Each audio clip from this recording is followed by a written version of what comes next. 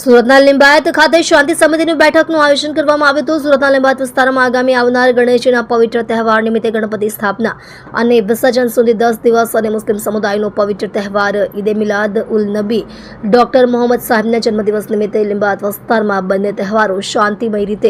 અને ભાઈચારા અને કોમી એકતામાં ઉજવાય અને કોઈને કોઈ પણ સમસ્યા ન થાય એ માટે શાંતિ સમિતિની બેઠકનું આયોજન કરવામાં આવેલું હતું. જેમાં શાંતિ સમિતિની બેઠકમાં તમામ ધર્મના આગેવાનો ધર્મગુરુઓ સાથે રહ્યા હતા. તમામે નક્કી કરેલ છે કે કોઈ પણ પ્રકારની સમસ્યા થાય નહીં અને કદાચ કોઈ નાનો પ્રશ્ન હોય તો તમામ આગેવાનો અને પોલીસ ભેગા થઈ એનું સોલ્યુશન લાવશે અને પોલીસ પાસે આવી કોઈ પણ સમસ્યા આવશે તો તેનું તરત નિરાકરણ કરવામાં આવશે. કોઈ પણ જાતની અફવા ઉપર કે સોશિયલ મીડિયા ઉપર કોઈ પણ જાતના અન્ય મેસેજ ઉપર વિશ્વાસ નહીં કરી પોલીસે સંપર્ક કરવો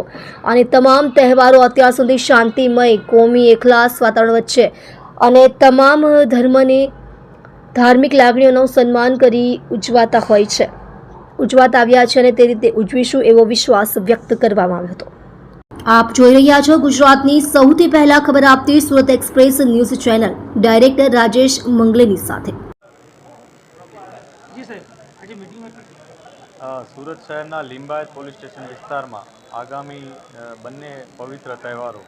શ્રી ગણેશજીની સ્થાપનાથી લઈ અને એમનું વિસર્જનના જે તમામ 10 દિવસ હોય છે એ અને ઈદે મિલાદ ઉન નબી પ્રોફેટ મોહમ્મદ સાહેબના જન્મદિવસનો તહેવાર, આ બંને તહેવારો આ વિસ્તારમાં શાંતિમય રીતના કોમી એકલાસ વચ્ચે ઉજવાય અને કોઈને પણ કોઈ સમસ્યા ન થાય એ માટે શાંતિ સમિતિની બેઠકનું આયોજન કરવામાં આવ્યું. એમાં તમામ ધર્મના સામાજિક આગેવાનો, ધાર્મિક આગેવાનો સાથે રહ્યા હતા. તમામે નક્કી કરેલ છે કે કોઈ પણ જાતની સમસ્યા થાય નહીં અને કદાચ કોઈ નાનો મોટો કોઈને કોઈ પ્રશ્ન હોય તો ચોક્કસથી બધા આગેવાનો અને પોલીસ ભેગા થઈ અને એને સોલ્વ કરશે અને પોલીસ પાસે કોઈ પણ સમસ્યા હોય તો આવી જાઓ, અમે તરત એનો નિકાલ લાવવાનો પ્રયાસ કરીશું. કોઈ પણ જાતની અફવા ઉપર કે કોઈ સોશિયલ મીડિયાના કે અન્ય કોઈ મેસેજ ઉપર, કોઈ પણ માધ્યમ ઉપરના મેસેજ ઉપર વિશ્વાસ ન કરી અને પોલીસનો સંપર્ક કરવો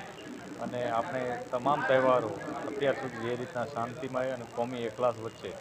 અને તમામની ધાર્મિક લાગણીઓનું સન્માન કરીને ઉજવતા આવ્યા છીએ એવી જ રીતના ઉજવીશું એવો બધાએ વિશ્વાસ વ્યક્ત કર્યો છે. Thank you.